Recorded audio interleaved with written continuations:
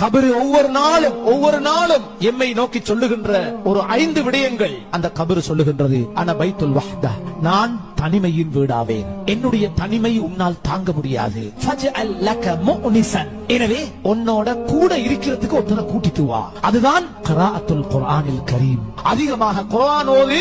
என்னுடைய தனிமைக்கு அந்த குர்ஆன் உனக்கு துணையாக இருக்கும். அது சொல்லும், நீ பயப்படாதே, நீ தனியே இல்ல, குர்ஆன் நான் உன்னோடு இருக்கிறேன் என்று அந்த குர்ஆன் உனக்கு கபரிலே சொல்லும். அதே கபரு இன்னொரு தகவலை சொல்லுகின்றது. அன பைத்துல் துல்மா ஃபனவ்விர்னி பிஸ்ஸலாத்தில் லைல், என்னுடைய கபரு, என்னுடைய வீடு அது இருள் நிறைந்த வீடு. அந்த இருள் உன்னால் தாங்க முடியாது. அதற்கு நீ லைட் கொண்டு வரணும், லைட் செட் கொண்டு வரணும். அது என்ன? அதுதான் சுபஹுக்கு முன்னால தஹஜ்ஜுதுல இருட்டுல எழும்பி நீ தொழுகின்ற தஹஜ்ஜுடைய தொழுகை இருள் நிறைந்த கபருக்கு அது பல்பாக மாறி உனக்கு பிரகாசம் தரும் என்று அந்த கபரே சொல்லுது. வேறொன்றையும் கொண்டு போய்ட்டு வெளிச்சம் எடுக்க இயலாது. மேலும் சொல்லுகின்றதான பைத்து துராப், நான் மண் வீடு.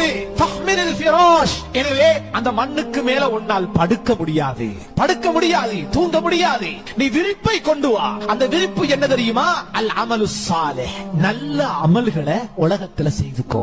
அது உனக்கு விரிப்பாக அமையும். அதுக்கு மேல நீ நிம்மதியாக தூங்கலாம். மேலும் சொல்லுகின்றது, அன பைத்துல் அஃபாஇ, நான் பாம்புகளின் வீடு. பாம்புகளின் வீடு, உன்னை அடக்கியதோடு பாம்புகள் எனக்குள்ளே வர தொடங்கிவிடும். எனவே நீ அந்த பாம்புகளை விரட்டுகின்ற ஆயுதத்தை கொண்டு வா. அந்த ஆயுதம் தான் நீ அதிகமாக அல்லாஹ்வுடைய பெயரை சொல்லுவது, அவனை திக்ர் செய்வது. அல்லாஹ்வை அதிகமாக நினைவு கூறுங்கள்.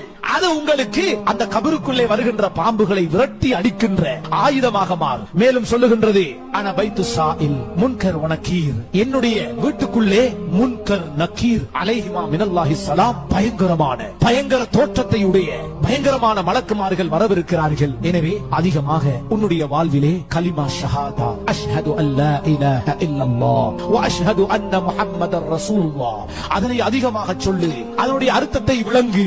அல்லாஹ்வை மதித்து வாழ். ரசூலுல்லாஹ் அவர்களுடைய கட்டளைகளை பேணி நட.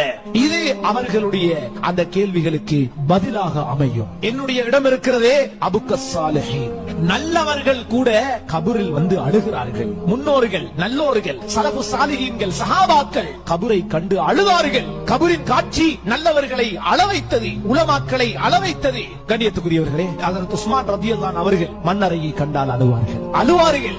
ரசூலுல்லாஹ்விடத்தில் இருப்பீர்கள், நரகத்தை சொல்லுவார்கள், அழமாட்டீர்கள். சுவர்க்கத்தை சொல்லுவார்கள், அழமாட்டீர்கள். மன்னரைக்கு வந்தால் பார்த்து தேம்பி தேம்பி தாடி நடைகின்ற அளவுக்கு நீங்கள் அழுகின்றீர்களே என்று கேட்கப்பட்ட போது அவர்கள் சொன்னார்கள், இது சாதாரண இடமா? அவ்வளவு மனாசிலில் ஆகிரா, கபரு தான் ஆகிரத்துல நாங்க சந்திக்கவிருக்கின்ற பல ஸ்டெப்ஸ்ல முதலாவது ஸ்டெப்ஸ் கபர். இங்க தப்பினா எல்லா இடத்திலையும் தப்போம், கபூர்ல மாட்டினா எல்லா இடத்திலையும் மாட்டி நரகம் போய். எனவேதான் ஒவ்வொரு மனிதனும் கபருடைய வாழ்விலே தன்னை பாதுகாத்துக் கொள்ள வேண்டும்.